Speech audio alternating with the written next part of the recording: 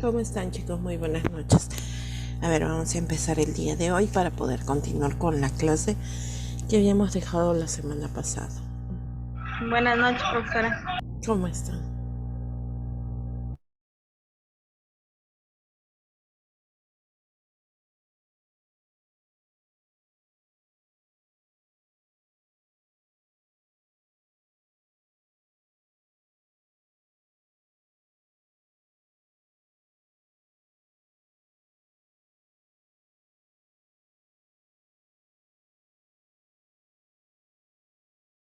Listo, hasta aquí estábamos, ¿no?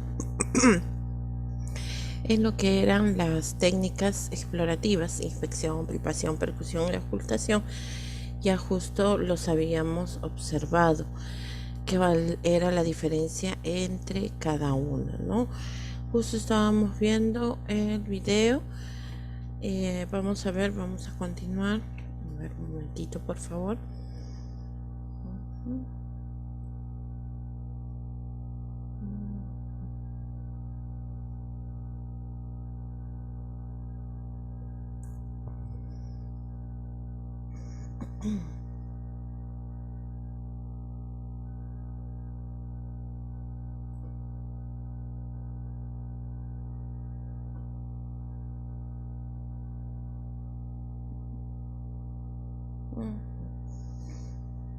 Ya está, a ver.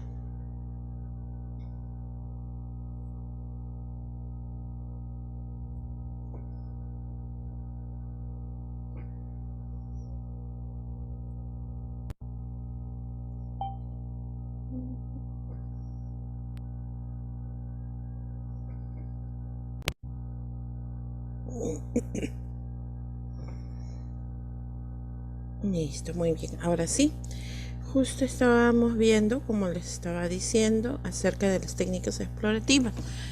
Habíamos visto acerca de lo que era la percusión, inclusive en los sonidos, cómo diferenciar el sonido mate y cómo diferenciar el sonido timpánico, ¿no? Después hacemos una palpación más profunda, que se puede hacer mono o bimanual. Recuerden que la palpación bimanual ayuda a ganar profundidad.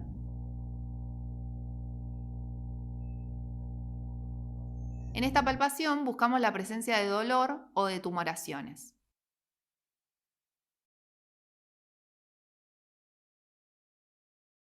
Una vez realizada la palpación general, hacemos la palpación específica de cada órgano.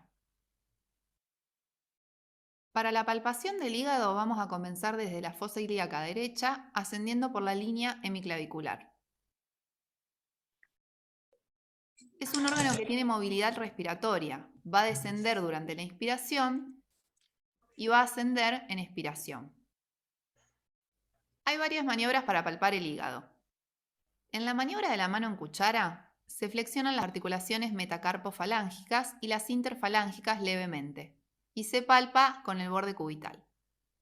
Es importante palpar con la parte de los dedos y no con la palma, ya que esta región tiene menor sensibilidad. Comienzo a palpar desde fosa ilíaca derecha, siguiendo la relación inspiración-expiración. Cuando el paciente inspira, respira hondo, por favor, yo dejo la mano quieta, intentando enganchar el hígado en el caso de que sea palpable. Cuando el paciente expira, avanzo y profundizo. Y ahí puedo llegar a palpar el borde del hígado y caracterizarlo. Se considera normal encontrarlo hasta 2 centímetros por debajo del reborde costal, aunque también es frecuente no llegar a palparlo. Otra maniobra es la palpación con manos opuestas. Usamos la mano izquierda como punto de apoyo y la derecha es la que palpa. Mano izquierda por debajo de la parrilla costal y el paciente descansa sobre ella. Y la mano derecha, que es la que palpa, asciende de manera vertical siguiendo la línea hemiclavicular y la relación inspiración-expiración.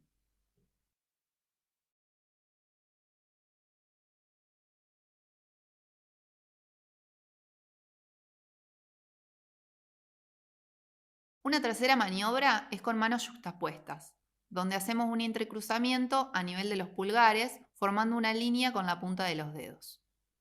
También comenzamos desde la fosa ilíaca derecha, y respetando los ciclos de la respiración. Avanzamos en expiración y palpamos en inspiración.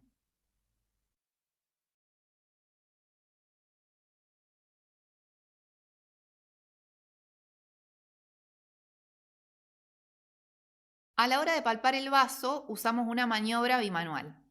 Tenemos que tener en cuenta que en la esplenomegalia este órgano se expande en sentido diagonal hacia la región umbilical y hacia anterior. Justamente por eso hacemos una palpación suave y superficial, ya que es un órgano friable y lo podemos dañar. Y comenzamos desde la fosa ilíaca derecha para encontrar su polo inferior. La mano izquierda sirve como punto de apoyo. La colocamos por debajo de la parrilla costal y utilizamos la mano derecha para palpar. Lo vamos a hacer siempre desde fosa ilíaca derecha hacia el hipocondrio izquierdo, siguiendo la misma relación inspiración-expiración que hicimos al palpar el hígado. Cuando expira avanzo y cuando inspira dejo la mano quieta.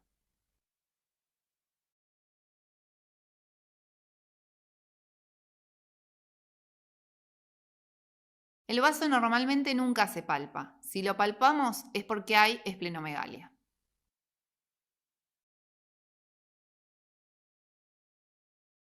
El colon sigmoideo lo palpamos con manos yuxtapuestas, en fosa ilíaca izquierda. Colocamos los dedos de punta y palpamos con los pulpejos, realizando este movimiento. Si lo palpamos, vamos a sentir como una soga que rueda por debajo de los dedos. Esta palpación puede ser dolorosa dependiendo de la persona, y hay más chance de encontrarla si está llena de materia fecal.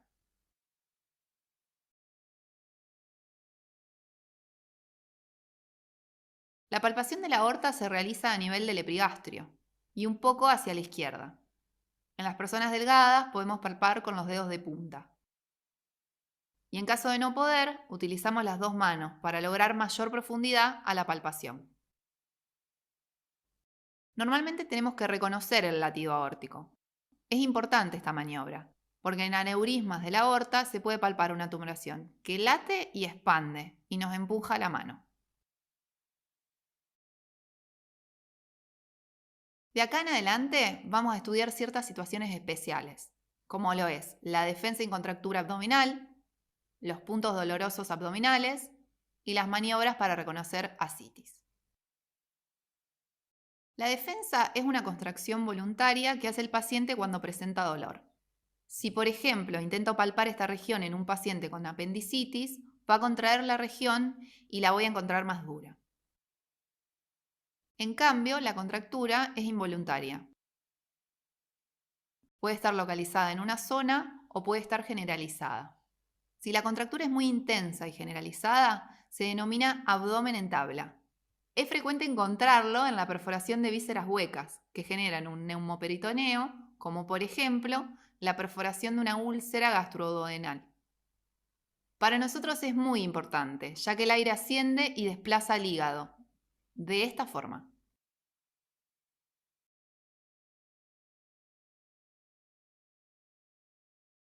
Para poder identificar si el proceso afecta al peritoneo parietal, podemos mantener presionado unos segundos y rápidamente retiramos la mano.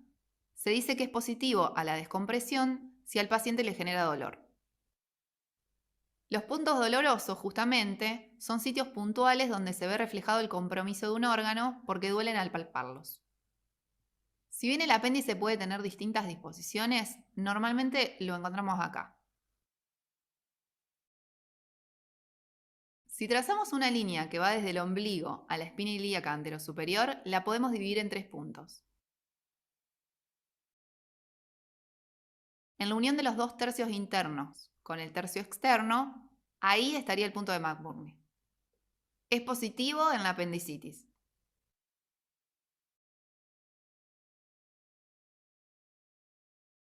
La vesícula se encuentra cubierta por el hígado y se asoma en la unión del reborde costal con el reborde externo del recto anterior. Por eso, cuando la vesícula está inflamada, este punto es doloroso, el punto de Murphy. En el signo de Murphy le pedimos al paciente que respire hondo y al presionar este punto es tanto el dolor que le corta la respiración.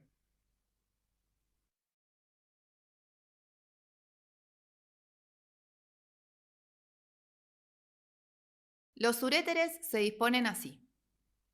Podemos encontrar acá los puntos ureterales superiores y medios. Los superiores se encuentran a nivel del ombligo, en el borde externo del recto anterior. Y presionamos en esta zona. Para los puntos medios seguimos la misma línea, pero a nivel de la espina ilíaca anterosuperior. Generalmente son positivos en el cólico renal. Cuando sospechemos una infección del parénquima renal, tenemos que hacer una puniopercusión. Es un golpe suave y seco con el puño cerrado. También se puede usar una mano de apoyo. En el caso de ser positivo, al hacer el golpe, el paciente da un sobresalto.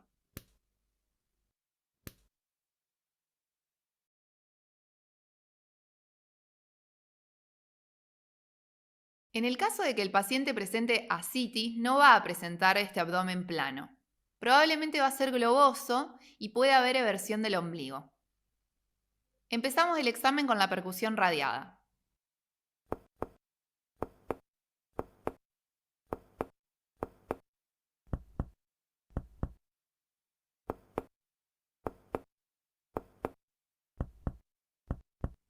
La ascitis va a dar matidez de concavidad superior, de esta forma, a diferencia de cualquier otra masa en hipocondrio, como por ejemplo tumores o un embarazo que dan matidez de convexidad superior.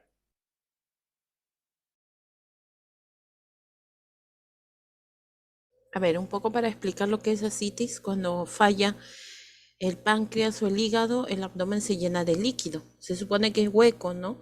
Se supone que es timpánico cuando nosotros hacemos la percusión, pero aquí se escucha mate, o sea, que significa que está lleno de líquido. Entonces, eso nos da a sospechar, ¿no? Hay personas que, bueno, pues tienen esa condición cuando falla, como les digo, lo que viene a ser el páncreas y el hígado, ¿no? Todo esto se llena de líquido y eso no es normal. O un globo vesical, que también da matidez de convexidad superior. Cuando hay retención de orina. Podemos observar la matidez desplazable si ponemos al paciente de decúbito lateral izquierdo. Ponete de costado, por favor.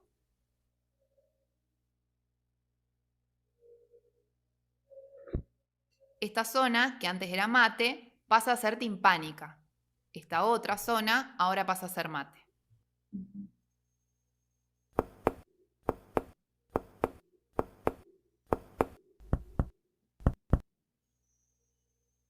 Al poner al paciente en decúbito lateral derecho, el líquido se desplaza.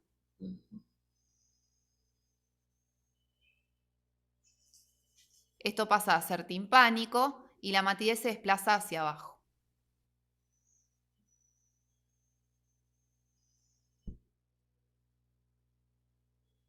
Para hacer el signo de la onda líquida, coloco el dedo pulgar a nivel de la línea infraumbilical. Hago presión con ese dedo para frenar la onda muscular y apoyo el resto de la mano. Con la otra mano doy un golpe en el flanco contrario. Y si hay ascitis, voy a percibir el choque de la onda en la mano derecha. Todo líquido libre en la cavidad peritoneal tiende a dirigirse a las zonas más declives. En decúbito dorsal, el líquido se acumula en el fondo de saco hepatorrenal. Entonces, en la ascitis, el hígado pareciera estar flotando. Si el paciente, además de ascitis, tiene hepatomegalia, podemos hacer presión sobre el hígado y dejamos la mano quieta. Y en ese caso, el hígado rebota y vuelve hacia la mano, golpeándola. La idea es como si empujamos un cubito de hielo en un vaso de agua. Y el cubito rebota y sube. Listo. Entonces, eso viene a ser todo con respecto a las, en este caso, las técnicas exploratorias, ¿no? Profesora, ¿y a un gordito también se le puede hacer eso, que tiene su barriguita bien grande? Sí, porque cuando una persona está, por ejemplo, en reposo, todos los órganos reposan en el fondo, o sea, tendría que ser muy voluminoso para no poder sentirse, ¿no? Ah, ya, ok. Muy bien. Ujú. Listo. Mm. Ya, entonces ahora sí, vamos a continuar. Listo, entonces ya sabemos que estas técnicas, si bien es cierto, de repente no las utilizamos tan detalladamente o tan como en el caso de los médicos, pues que sí necesitan diagnosticar, pero pues hay ciertas maniobras o hay ciertos procedimientos que a nosotros nos permite también identificar algunas alteraciones. Una, por ejemplo, que mencionó viene a ser el signo de McBurney. No sé si ustedes vieron que justo en el abdomen cuando presionó cerca, o sea, un punto entre el ombligo y la cresta ilíaca, o sea, el hueso de la cadera, presionaba y si, por ejemplo, la persona presiona y suelta y empieza el dolor, eso significa que hay una sospecha, pues posiblemente de una apendicitis, ¿no? Entonces, por ejemplo, en ese tipo de casos, sí podríamos identificar y dar aviso. Si es que nosotros palpamos, tocamos, cuando observamos, cuando en diferentes situaciones tenemos que de todas maneras informar alguna alteración. Por eso es importante siempre saber el examen físico. Muy bien. Listo. Las técnicas exploratorias ya hemos visto la inspección, observar, ¿no? Que consiste en observar, se usa lo que es el sentido de la vista. Después, en lo que es la palpación, el sentido no solamente de la vista, sino que se le da prioridad al sentido del tacto. Listo. En lo que es la percusión, se observa, se toca y también se escucha, ¿ya?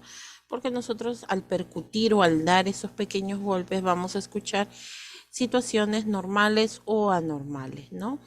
Y por último, la auscultación, porque la auscultación nos va a permitir también escuchar los sonidos normales o anormales que se presentan en nuestro cuerpo, como por ejemplo en el caso de la respiración, ¿no? Una respiración normal, una respiración anormal, los ruidos en el abdomen, ¿ya? Entonces eso viene a ser los latidos del corazón, nos permite auscultar.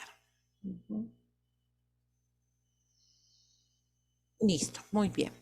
La asistencia de enfermería durante el examen clínico, porque se realiza también lo que es la colaboración con el médico, ¿no? Especialmente en consultorio.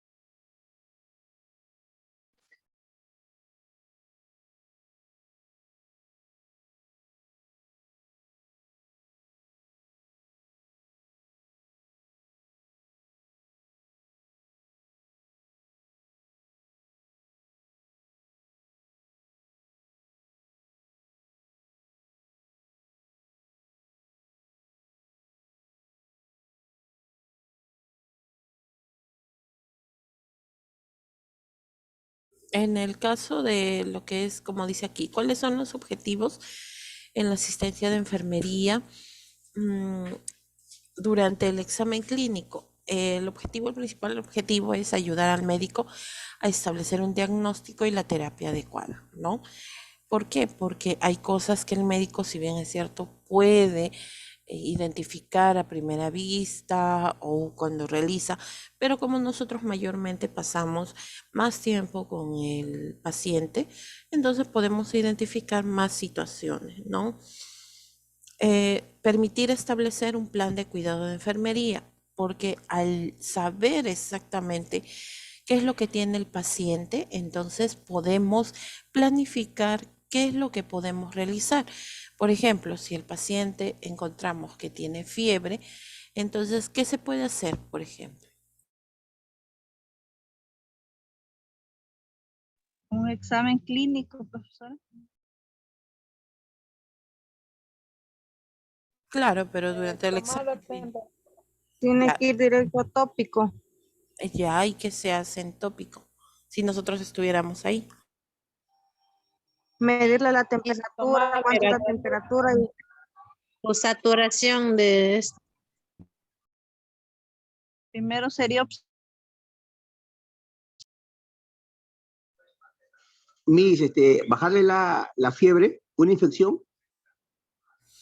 Muy bien, a ver, entonces, ¿cómo sería?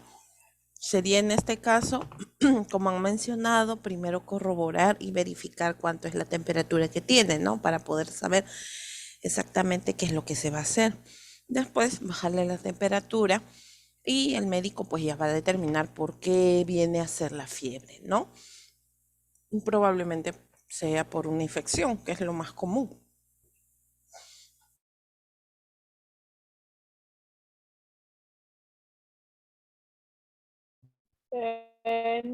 Pero sería bajarle la temperatura con compresas o con pañitos húmedos por el momento, ¿no? Hasta que diagnostique el médico y dé el medicamento adecuado, ¿no? Exacto, claro. A eso se le llama eh, métodos medios físicos, ¿no?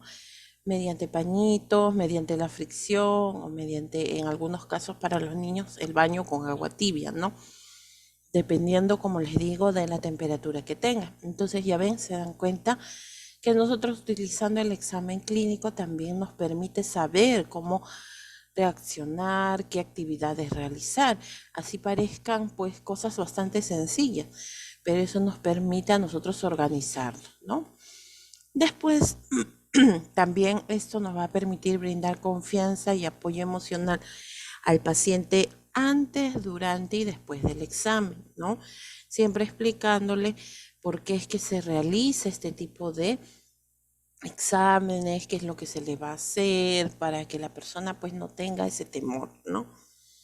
Mantener la debida individualidad del paciente en todo momento, ya sea con el aislamiento o cubriendo al paciente. ¿Y por qué? Porque en este caso, pues, nosotros tenemos que considerar que el paciente siempre quiere conservar su pudor. ¿A quién le gustaría que alguien venga a examinarlos y los destapen completamente, le quiten la ropa y más aún sin permiso, ¿no? Entonces, a medida que se va avanzando, a medida que se va realizando determinadas actividades, debemos ir cubriéndolos, ¿no? Especialmente en sus partes íntimas. Y antes de eso, pues se individualiza al paciente mediante los famosos biombos.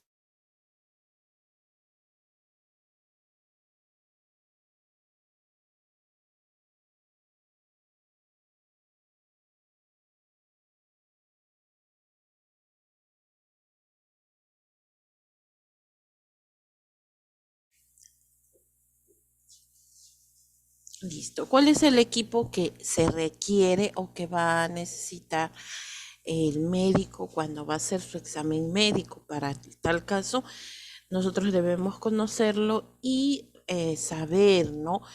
Qué es lo que va a usar. Por ejemplo, primero se usa una linterna. ¿Por qué usan una linterna? A ver, ¿quién sabe? ¿Para qué se utiliza una linterna? para ver la vista, profesora. He visto que Ya, les muy bien. En algunos Miss, casos, para ver la pupila de los ojos.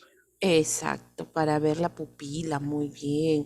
En otros casos, ¿para qué es? ¿Para qué la más? garganta también. La garganta. Ujú. Muy bien. Entonces, es importante, ¿no? En las linternas, por ejemplo, en el caso que ustedes em, han mencionado en la pupila, es importante porque ese es un método de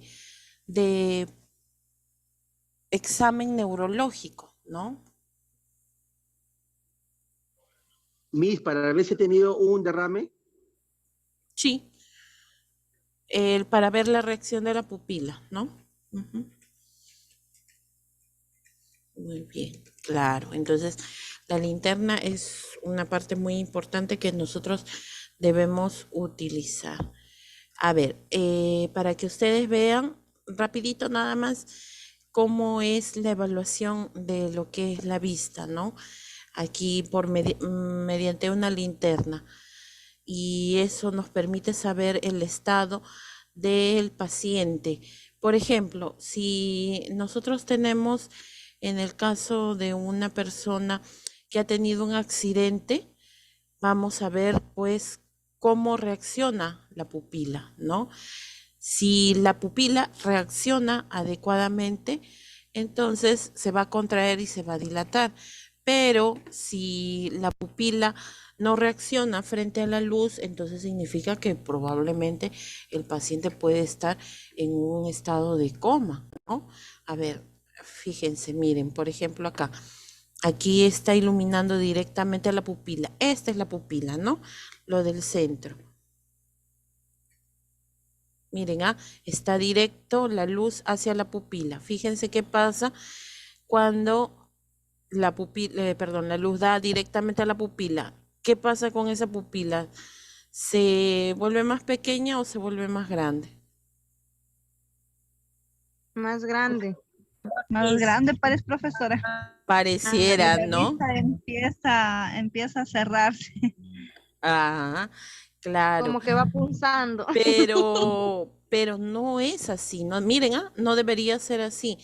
¿Por qué? Porque la pupila normalmente frente a la luz debería contraerse. Eso, por ejemplo, sería algo anormal, ¿ya? Cuando, ahorita, por ejemplo, la pupila ahí está, tiene un diámetro, tiene un tamaño, ¿no? Porque está prácticamente casi con un hilo de luz, un halo de luz, pero cuando directamente se coloca la luz, miren, ahí está la pupila, ahí está. Este es de lado, ¿no? Ahí está. ¿Por qué? ¿Por qué se pone así?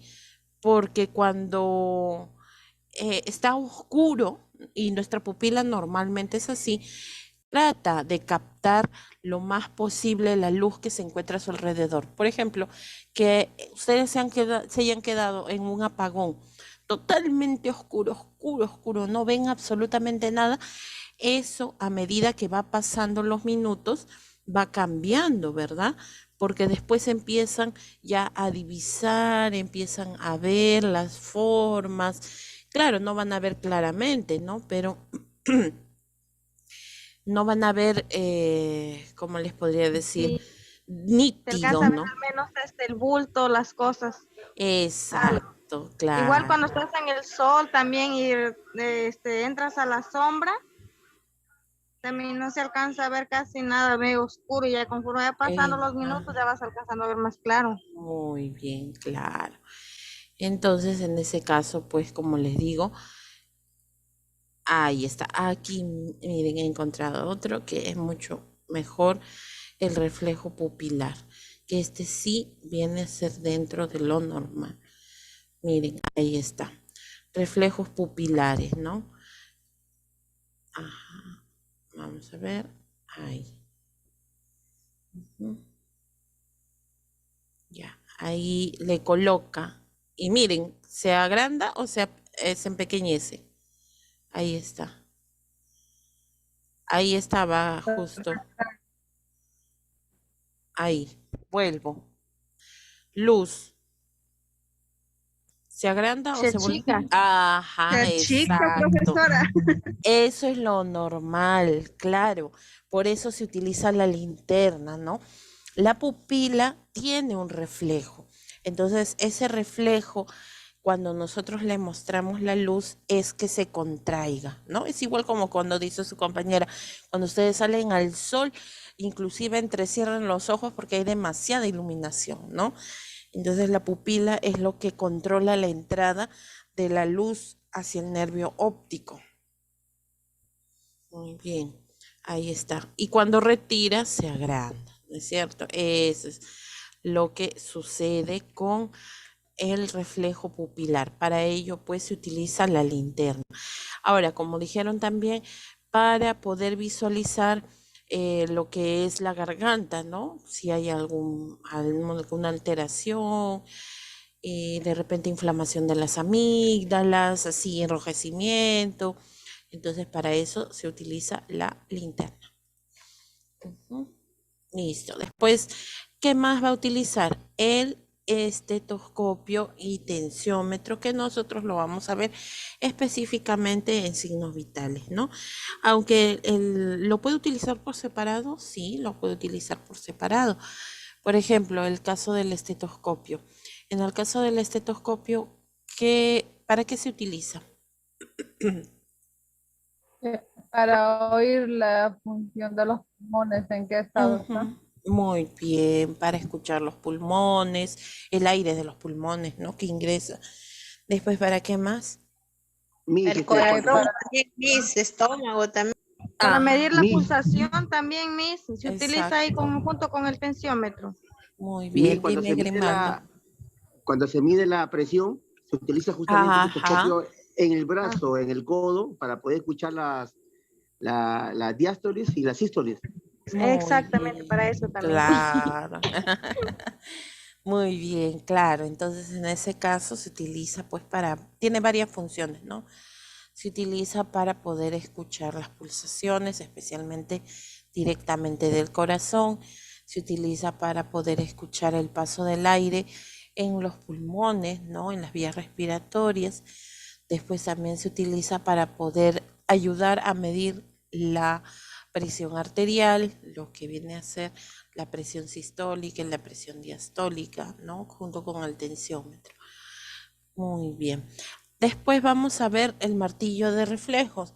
El martillo de reflejos viene a ser como un martillo, ¿no? Pero es de goma, ¿no? Tiene sus extremos de goma. Y entonces ahí, por ejemplo, el médico lo que hace es verificar los reflejos osteotendinosos, ¿no? Nosotros tenemos varios. Inclusive ustedes mismos habrán podido comprobar uno de sus reflejos que es en el codo. Por ejemplo, cuando ustedes se han golpeado el codo, ¿no han sentido cómo pasa Una una... electricidad, algo así. Exacto, ¿no? Como una electricidad, perfecto. Entonces, ahí pues se siente claramente, ¿no? Esa electricidad inclusive les hace mover el brazo, ¿no? El antebrazo, la muñeca. Y para eso se utiliza. Listo. A ver, miren, por ejemplo, aquí.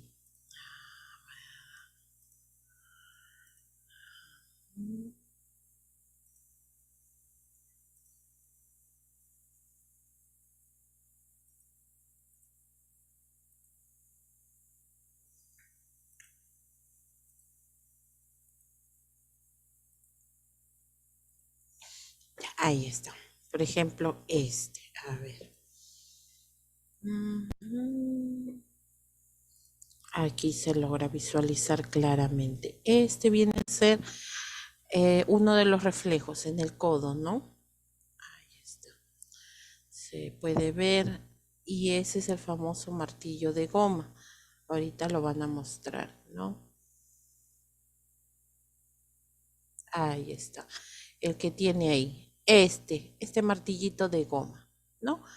Parece un martillito. Hay otros que tienen otras formas, como el martillo que se utiliza para poder utilizar en los clavos, igualito, ¿no? Pero igual tiene sus extremos de goma para que no lastime las articulaciones, ¿no? Miren, por ejemplo, ¿para qué se utiliza? Ahí está. Ahí van a poder visualizar. Miren cómo se mueve el antebrazo.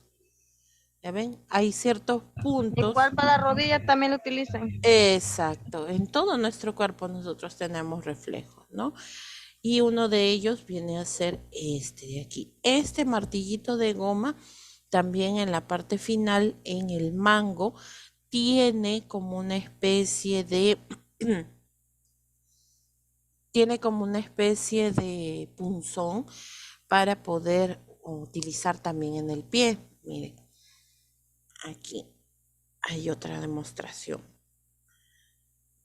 Por ejemplo, este reflejo, el que nosotros conocemos es la del codo y la de la rodilla, ¿no? El reflejo rotuliano y el tricipital. Pero aquí, por ejemplo, tenemos otro. Aquí en la fosa, ¿no? Antecubital. Ahí, justo donde da la... Miren cómo se levanta el bíceps. ¿Vieron? Aquí en esta zona. A ver, vuelvo a repetir. Miren, ahí está. Ahí está, aquí. Ahí, en esa zona. Ahí. Y fíjense en el bíceps.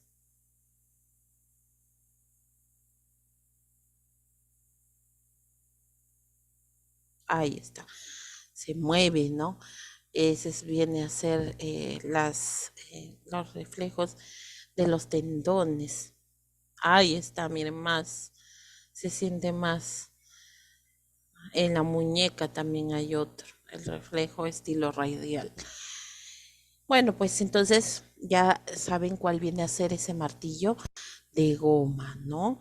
Que se utiliza, es muy útil, inclusive hasta nosotros podemos utilizarlo, porque es uno de ellos, como ustedes mismos han mencionado, el reflejo rotuliano es bastante usado, ¿no? Hasta en la televisión se ve cómo se usa estos martillos de goma. Muy bien. Después, otro de los...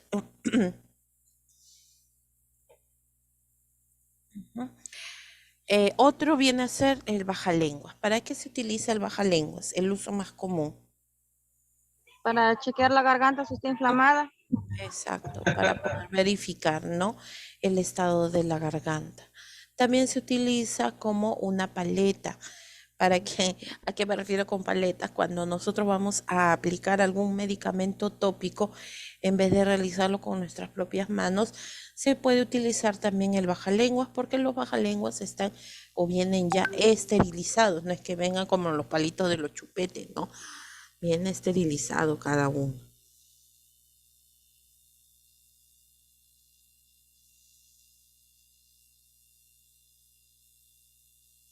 Después también se va a necesitar el oftalmoscopio.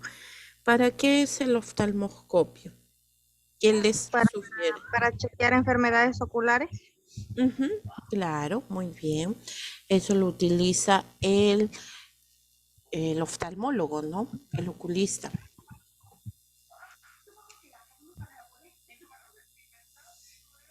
Ya a ver, para que vean cómo es el oftalmoscopio.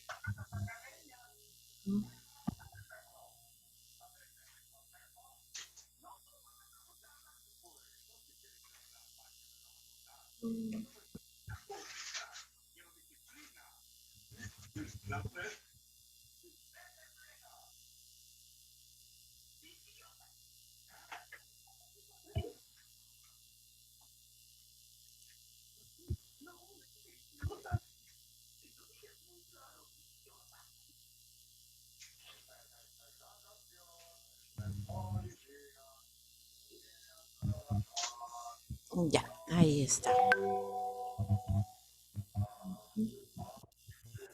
Ay, Dios, no me quiere ayudar el mouse. Se va.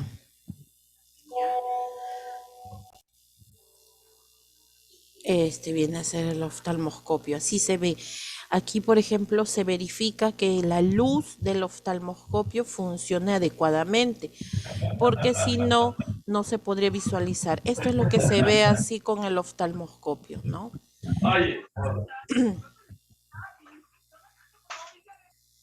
Aquí tiene se va aumentando, ¿no? Dependiendo qué es lo que se quiera visualizar. Se puede ver inclusive hasta el fondo de ojo, ¿ya? Así como se veía hace un momento. Así, de esta manera. Sí, se puede visualizar. Ya. Miss, entonces ahí detectarían la medida de vista también, ¿no? No siempre, porque es solamente para el fondo de ojo, para ver cómo está la vascularización, cómo están los vasos sanguíneos del fondo de ojo. Miren, aquí, este es el fondo de ojo, ahí está, miren, así. Estos son los vasos sanguíneos, ¿no? Al fondo de ojo, la retina, cómo está la retina, esta es la retina, qué otras alteraciones puede haber, eso es lo que se puede visualizar mediante el oftalmoscopio, ¿no? Si no, la medida no, la medida solamente lo puede dar la persona como ve, ¿no? Dependiendo de lo que viene a ser eh, mediante la cartilla de Snell. Mediante eso nada más se podría visualizar. Pero aquí en este caso se puede visualizar si, por ejemplo, tiene alteraciones en la retina, en los vasos sanguíneos, si tiene algún problema en el cristalino, o sea, si tiene cataratas, todo eso, ¿no? Entonces, mediante esto se puede utilizar. Porque ¿quiénes son las principales personas que sufren de la vista? Bueno, por problemas hereditarios, pero también las personas que sufren de diabetes y de hipertensión, ¿no? Ellos son los que mayormente tienen problemas visuales. Y las personas adultas. Adultas mayores, ajá.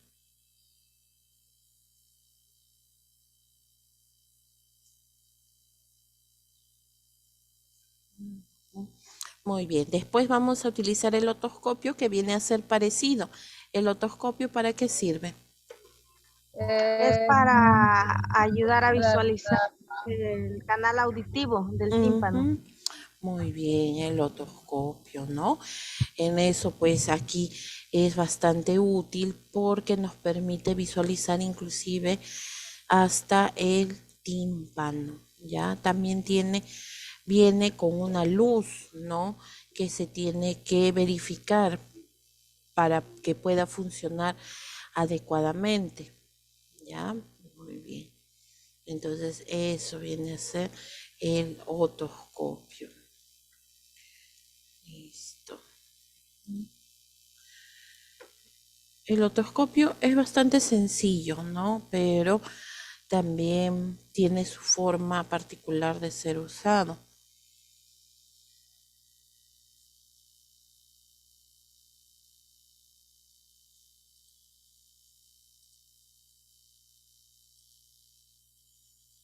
Ya ahí está. El otoscopio viene a ser este. Este viene a ser el otoscopio. Por eso les decía, es muy parecido al oftalmoscopio también, ¿no?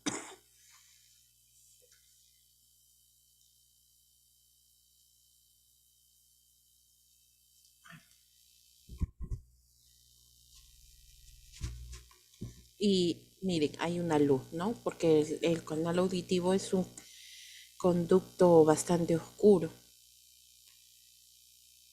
Y se puede visualizar, miren, así se visualiza.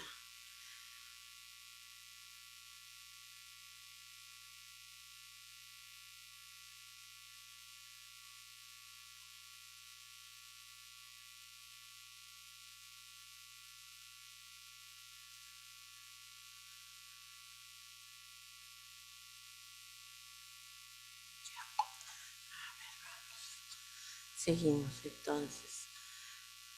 Mediante el oftalmoscopio nosotros vamos a poder visualizar, bueno, el médico va a poder visualizar, ¿no? Ahí está.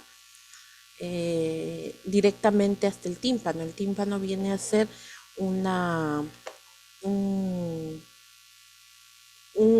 parte del oído que divide el oído medio del oído interno, perdón, del oído medio y el oído externo, que viene a ser como una pequeña telita, ¿no? A veces la podemos confundir y podemos pensar que es un cerumen. No, hay que tener mucho cuidado porque inclusive hasta cuando hacemos limpieza del oído al paciente podemos perforar el tímpano y es bastante peligroso. Hay que tener muchísimo cuidado. Muy bien, listo. Después otro de los elementos que también se utiliza viene a ser los guantes, que son infaltables. Guantes mm, para poder, pues, para que no, para mantener lo que es la bioseguridad.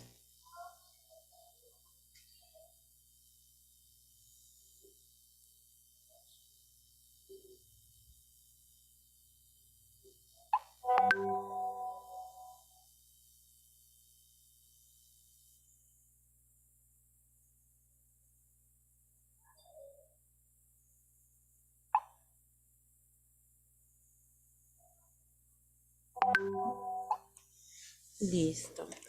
Después la toalla para que el médico se seque, porque cada paciente que va pasando, ya sea en la visita médica o ya sea en el consultorio, el médico pues utiliza mayormente el papel toalla, ¿no?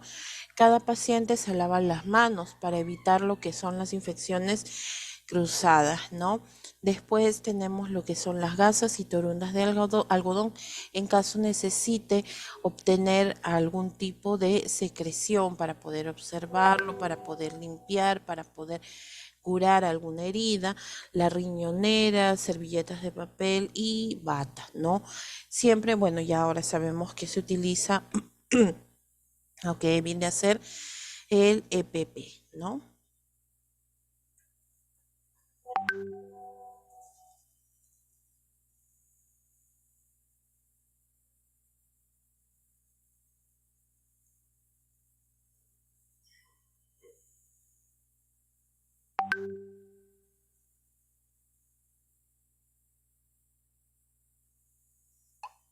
Muy bien, vamos a continuar, ya está.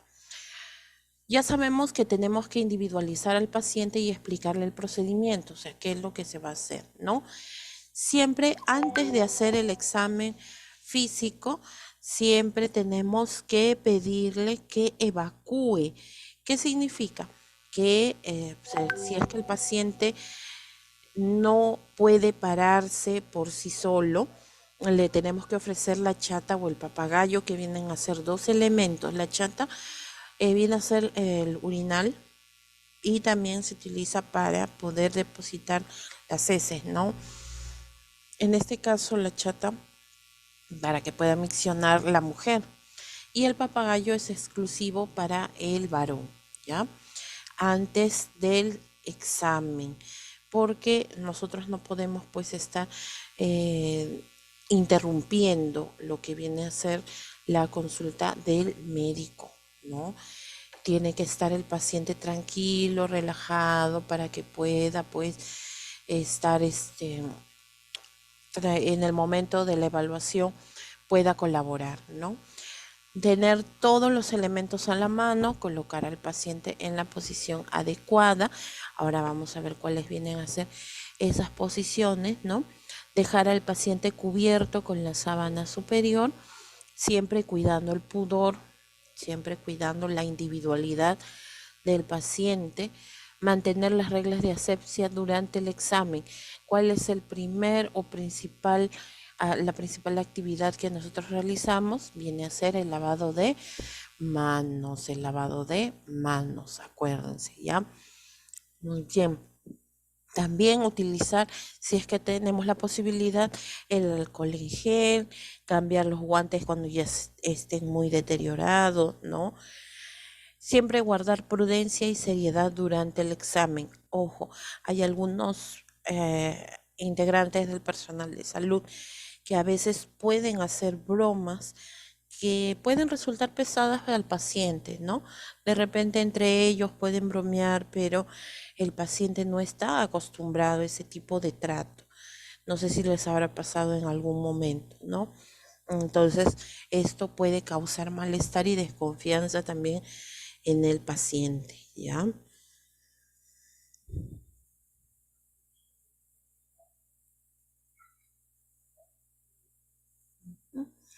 La inspección empezará por la cabeza. Acuérdense, todo examen físico, inclusive cuando nosotros realizamos el examen físico, no tan detallado como el médico, pero lo hacemos de la siguiente dirección: cefálico caudal.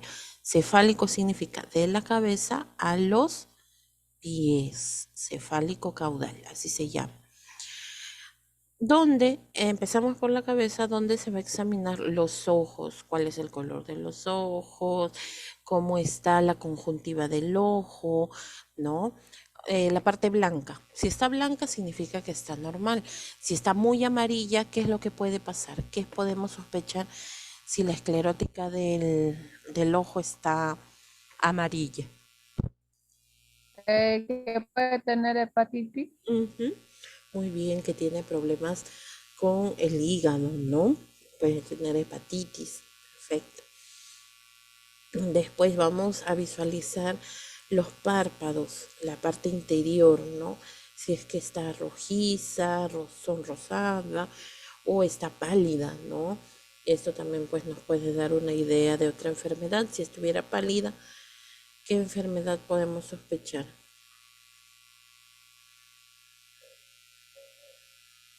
El párpado, la parte interna.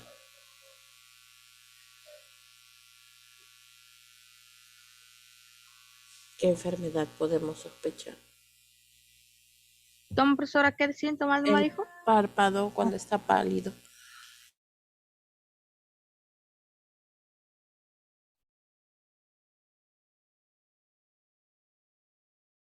Miss, anemia, puede ser anemia, bajo de hemoglobina. Claro, puede ser anemia, muy bien. Puede ser anemia, ¿no? Entonces, O deshidratación por la infección estomacal. o deshidratación, claro, por una infección gastrointestinal, ¿no? Muy bien, entonces, miren, los ojos nos pueden decir muchas cosas. Después, aparte de los ojos, se va a poder visualizar los oídos, cuando hay, si es que hay alguna supuración, si es que de repente inclusive hay pacientes que llegan a consulta porque algún insecto ha ingresado al conducto auditivo, ¿no? Hay algún tipo de hongo, hay secreción purulenta, ¿no? Y también podemos visualizar cómo es la limpieza del conducto auditivo. La boca, se va a evaluar todo: dientes, lengua, amígdalas, paladar, piso de la boca, los labios, ¿no? Y la garganta. Y para ello deberá entregar al médico, si nosotros tenemos que ayudar, se le va a entregar el oftalmoscopio para poder visualizar los ojos, la linterna, el otoscopio y el bajalengua, ¿no?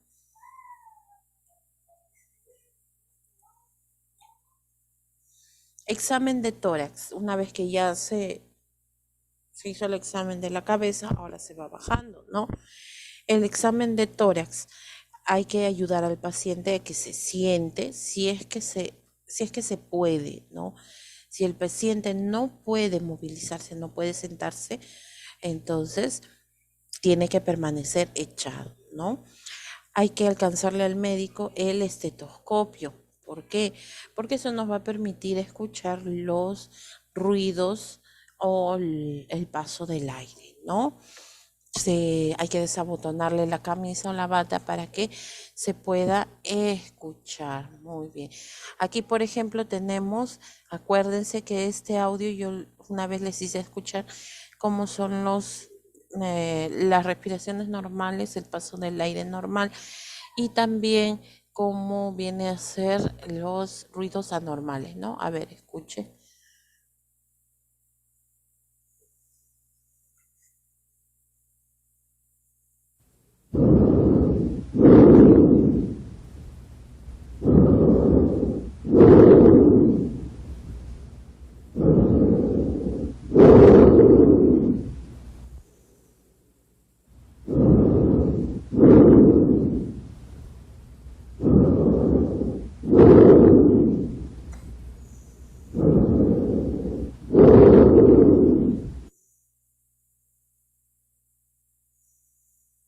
Ya ven, ese es, por ejemplo, el paso normal del aire. Pasa, ¿no?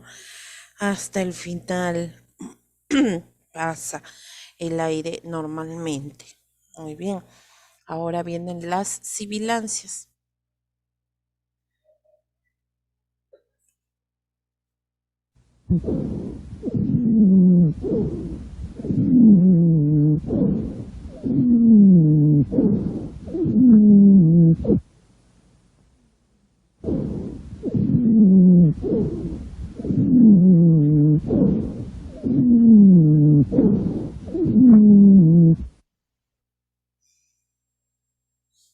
Listo. Ahora viene otro que son los crepitantes.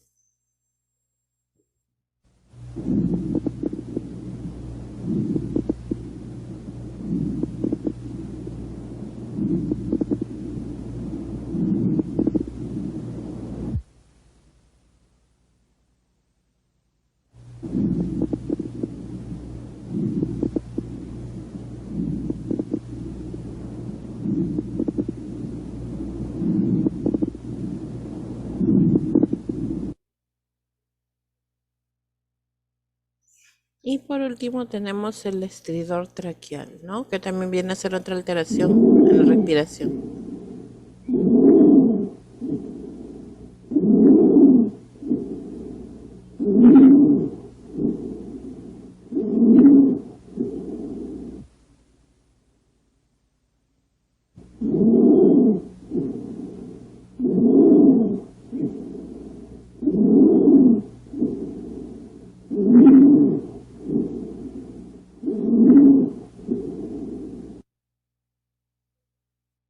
Ujú. Listo, ya ven, entonces eso es lo que va a escuchar el médico cuando, pues, cuando va a auscultar, por ejemplo, en el tórax, ¿no? El paso del aire a los pulmones. Muy bien, también se le tiene que alcanzar el tensiómetro para que pueda controlar la presión arterial. Ya, a ver, otro viene a ser, por ejemplo, los latidos, a ver si se logra escuchar también los latidos cardíacos, ¿no? Los latidos no es que suenen tun tun tun tun tun tun, sino tienen un sonido particular por el cierre de las válvulas. Y ahí es donde puede detectar quizá algunas alteraciones, como por ejemplo los soplos cardíacos. Los latidos normales vienen a ser lup dup, lup dup, lup dup, lup dup. Así es, así viene a ser, ¿no? El sonido, algo similar. Listo, así como en este caso. A ver.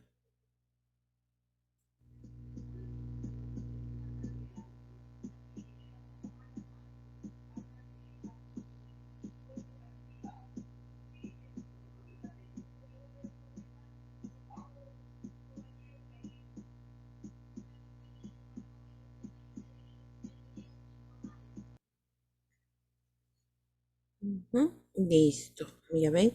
Entonces el corazón así se logra escuchar. Muy bien.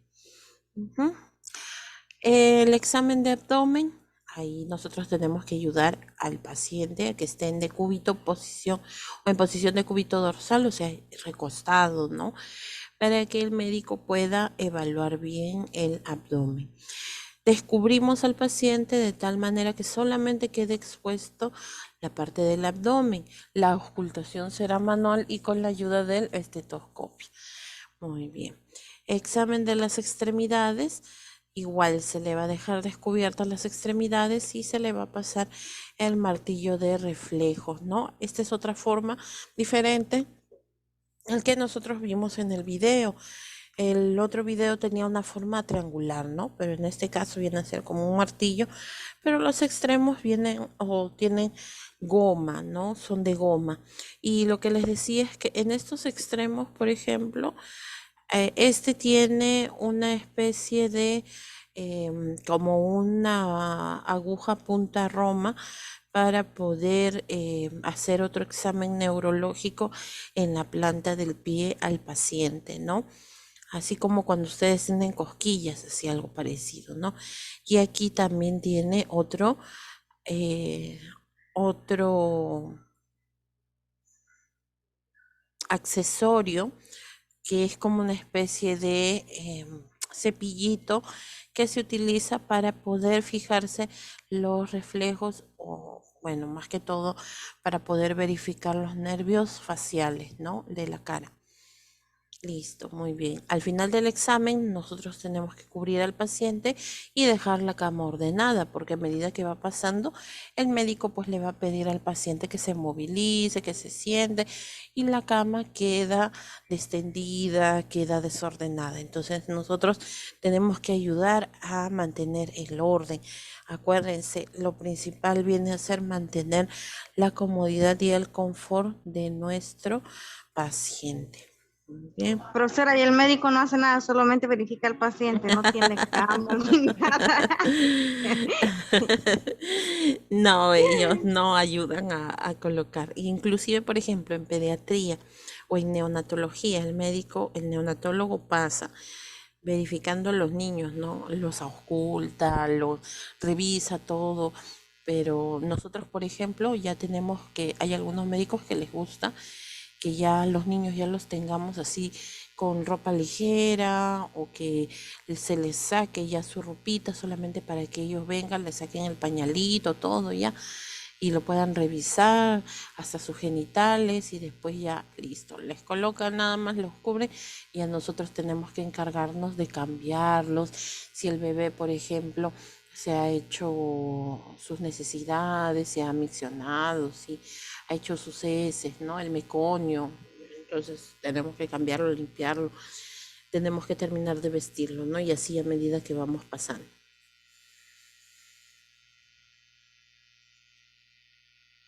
Hay que estudiar medicina general.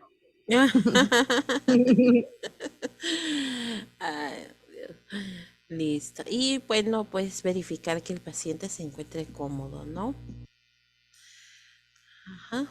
A ver, vamos a ver ahora las posiciones utilizadas para ayudar a los exámenes clínicos del paciente. Esto es muy importante porque forma parte también de lo que viene a ser los cambios de posición que nosotros realizamos en algunos casos para evitar que el paciente pueda tener escaras, ¿no? O úlceras por decúbito. Ya, vamos a ver. Esta es la posición anatómica, la más común, la que nosotros inclusive utilizamos cuando hablamos de posiciones. Tenemos que hablar de esta primera posición, la posición anatómica. ¿En qué consiste? La posición anatómica consiste en colocarlo de pie, tiene que estar en una posición erecta, o sea, erguido, ¿no? Con los brazos a los costados del cuerpo y las palmas dirigidas al frente.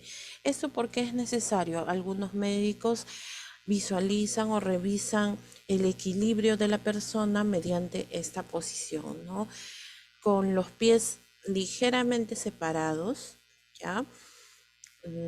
Juntos en los talones, pero para el lado de las falanges o de los dedos del pie, pues van separados, porque si no, igual perderíamos el equilibrio, ¿no?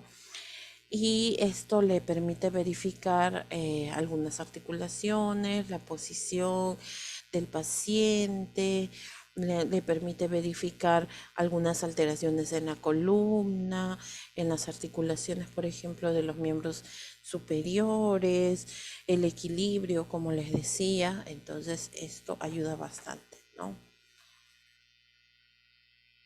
Otra de las posiciones que también utilizamos viene a ser la posición de cúbito supino o de cúbito dorsal. Acuérdense, de cúbito supino viene a ser boca arriba, o sea, mirando hacia arriba. ¿Y por qué se le llama de cúbito dorsal? Dorsal, porque está apoyado sobre su dorso, sobre su espalda, ya por eso es que dice de cúbito dorsal. Muy bien. Pero fíjense los puntos, si nosotros no le cambiamos de posición, los puntos que se pueden ver afectados, ¿no? Como por ejemplo la nuca, el lado de la cabeza, ¿no? El omóplato, específicamente en los hombros, los codos, el sacro, el final de la columna, ahí los talones. Entonces esas zonas pueden generar algunas heridas por la presión y por el peso del mismo paciente, si es que lo mantenemos durante mucho tiempo, ¿no? Después tenemos lo que viene a ser la posición de cúbito prono, o sea, boca abajo, o de cúbito ventral. Solamente lo estoy mencionando así de manera,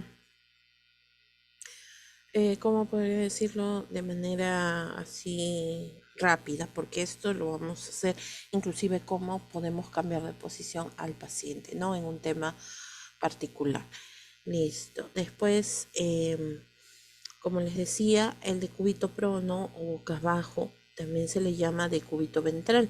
¿Por qué se le llama así? Porque está apoyado sobre su vientre, ¿no? Sobre su vientre.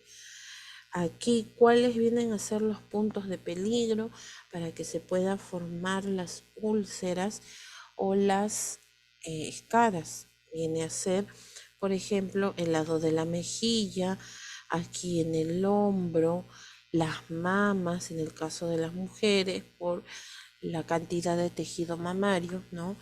Los genitales, en el caso de los hombres, las rodillas y los dedos, ¿no? Esas son las partes o los puntos sensibles en el caso de el decúbito ventral o decúbito supino, perdón, decúbito prono. Muy bien. Decúbito lateral es otra posición, como ustedes vieron en el video cuando se hizo la palpación del abdomen, se dieron cuenta que el médico le pidió, ¿no?, que se ponga de costado. Ese viene a ser el decúbito lateral, ya sea izquierdo o ya sea derecho. Pero los puntos de presión que nosotros debemos evitar viene a ser la oreja y se daña rápidamente, como tiene una Profesora, piel pero muy delgada. cuando estamos haciendo estos exámenes, ¿no? Lo que mayormente las palabras que utilizamos es decirle al paciente que se acueste boca arriba, boca abajo, ¿no? Porque Ajá. en estas, si le hablamos en decúbito lateral, no, el paciente no entiende. Ah, claro, con esos términos no, ¿Me pero entendió? sí, sino que Ay, de todas maneras ustedes tienen que saber cuál es el nombre, ¿no? Claro que ustedes cuando lo aplican hacia el paciente y a nosotros le hablamos de una manera sencilla, ¿no? Con palabras que ellos pueden entender, pero nosotros debemos conocer cuáles son los términos, ¿ya? En este caso, los puntos de presión vienen a ser la oreja, el hombro, las costillas, la cadera, las rodillas y pues también los tobillos, ¿no? Y imagínense ustedes estar recostados o reposando durante mucho tiempo en una misma posición, ¿no? Duelen las articulaciones, duele el cuerpo.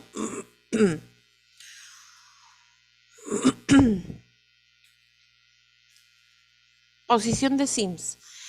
Esta posición de Sims se utiliza, por ejemplo, cuando las personas se les pide para colocarles supositorios o para colocarles enemas, ¿ya? Posición de Sims. Ojo, no es lo mismo que decir posición lateral, o sea, de costado, con la posición de Sims. Son diferentes, miren la diferencia. Mientras que la posición lateral va todo de costado, solamente estira o está su cabeza apoyada sobre su brazo o sobre su mano, pero en la posición de Sims es diferente. En la posición de Sims miren cómo va el cuerpo, cómo se va a acomodar, ¿no? Inclusive esta posición la utilizan las mujeres para poder descansar cuando ya están en las últimas semanas de gestación, ¿no? Esa es la posición de Sims. Ya sea izquierda o derecha. Después tenemos la posición Fowler. La posición Fowler viene a ser cuando el paciente está sentado en un ángulo de 90 grados, ¿no? Sentado. Esa es la posición Fowler. Después tenemos esta posición Fowler, pacientes con extremidades superiores y pelvis extendidas, así, mire, extendidas, formando un ángulo de 90 grados y la espalda tiene que estar de manera vertical. Muy bien. Otra posición es la semi-Fowler. La semi-Fowler puede variar, que viene a ser semi-sentado, ¿no? Nosotros, por ejemplo, en el caso de las camillas, lo podemos graduar, se gradúa, ¿no? Se puede subir la cabecera, inclusive también en las camas de hospital. Puede estar en un ángulo de 60 grados, de 45 grados, pues ese viene a ser posición semi-Fowler, ¿no? Semi-sentado. Posición de litotomía o ginecológica. Tiene esos dos nombres. ¿Para qué creen que se utiliza esta posición de litotomía o ginecológica? Para partos, para hacer el Papa Nicolau. Claro, muy bien. Para lo que es el parto, Papa Nicolau, para hacer una revisión de los genitales también, ¿no? Especialmente en la mujer. A eso se llama la posición litotómica o de litotomía o ginecológica. Bien.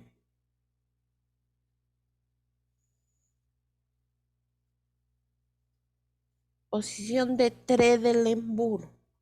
Miren, con los pies hacia arriba, ¿no? Esto se utiliza, por ejemplo, esta posición de Trendelenburg se utiliza para saber si hay un buen retorno sanguíneo hacia el cerebro. Cuando la persona, por ejemplo, se desmaya, se le levantan los miembros inferiores, ¿no? Para que la sangre regrese a su cabeza. Ya, posición de Trendelenburg.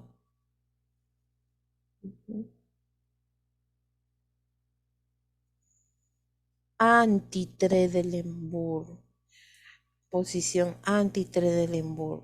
Totalmente recto, pero ahora aquí es lo contrario, ¿no? Se colocan los miembros inferiores por debajo del nivel de la cabeza, mientras que en el Trendelenburg los miembros inferiores van en unos 45 grados por encima de la cabeza y eso va a permitir que por gravedad la sangre retorne hacia el corazón y hacia el cerebro, ¿no? En cambio, aquí no, aquí es lo contrario, está por debajo del nivel del corazón y por debajo del nivel de la cabeza.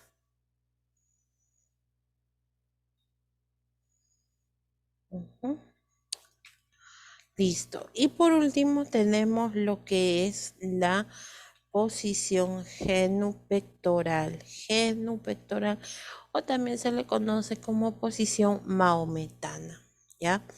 La posición genupectoral o maometana es aquella en donde el paciente se va a apoyar sobre las rodillas, ¿no?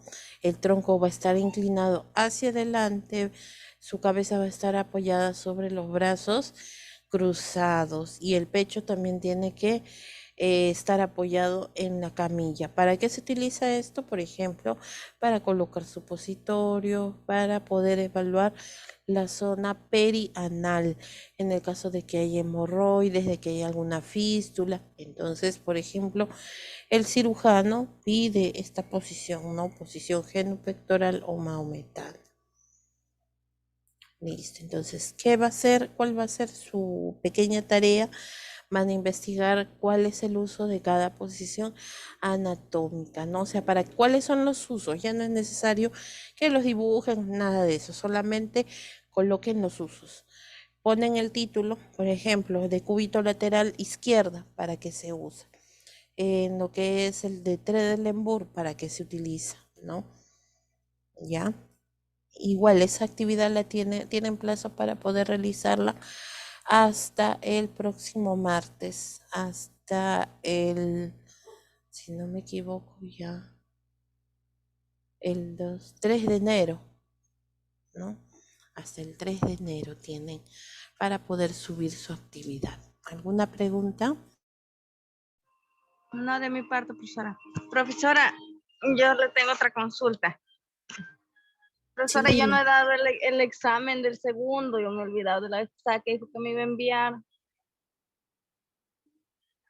¿cuál hija? ¿Cuál Soto? ¿Esa que te habías olvidado? Sí, Ya, no, voy a programar un examen para la próxima semana que es acerca de admisión del paciente. Entonces ahí recuperas la otra nota, ¿ya? tendré que sacarme 20. Profesora, en el tendido de cama tampoco le puedo hacer porque no he encontrado una cama pequeña y mi cama es bien grande. Aunque sea, en tu cama de 2 plazas, no importa. Ahí vas a tener que darte la vuelta al mundo.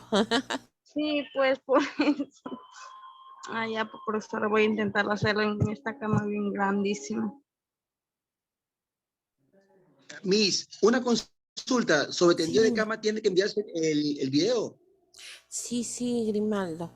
Si es que, claro, los que no hicieron durante la clase, sí, tienen que enviarlo, no se tienen que olvidar.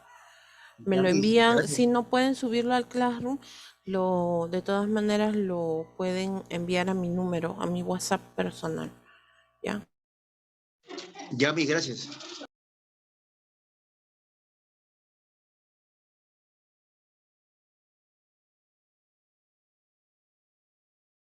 Listo, chicos, a ver, voy a tomar asistencia para poder después ya finalizar el día de hoy, ¿ya? Ujú.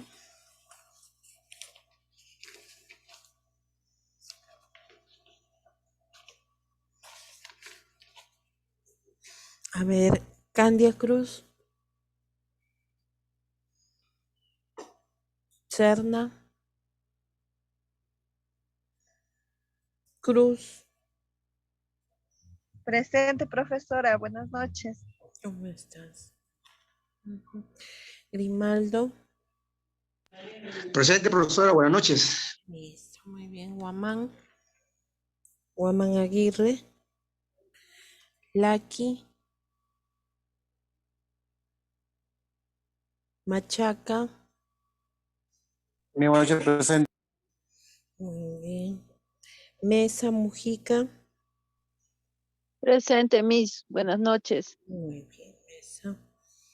Miranda, Presente, profesora. Bueno, bien, Miranda. Poma, Poma creo que sí estuvo al principio, ¿no? Sino que su internet me dijo que estaba lloviendo, creo. Soto, Presente, profesora. Profesora, la clase pasada también a final de hora ya me he quedado sinceramente, profesora, dormida porque estaba todo el día ocupada con mi mamá que iba de viaje y terminó con dolor de cabeza y cansada, que no terminé con toda clase. ve, Disculpen. ya Soto. Estaba con un dolor de cabeza horrible. Ay, Dios. Villegas, Presente, mi buenas noches. ¿cómo estás? Vázquez, Presente, mis buenas noches. muy bien. ¿Alguien que falte, por favor? Ajá. Listo, muy bien. Listo, chicos. Entonces ya nos encontramos el día jueves, ¿ya? Para poder empezar ahora sí con los signos vitales. Muy bien. Que tengan muy buenas noches. Buenas noches, Miss. Hasta la próxima clase. Hasta el Buenas día noches, jueves. profesora. Buenas noches.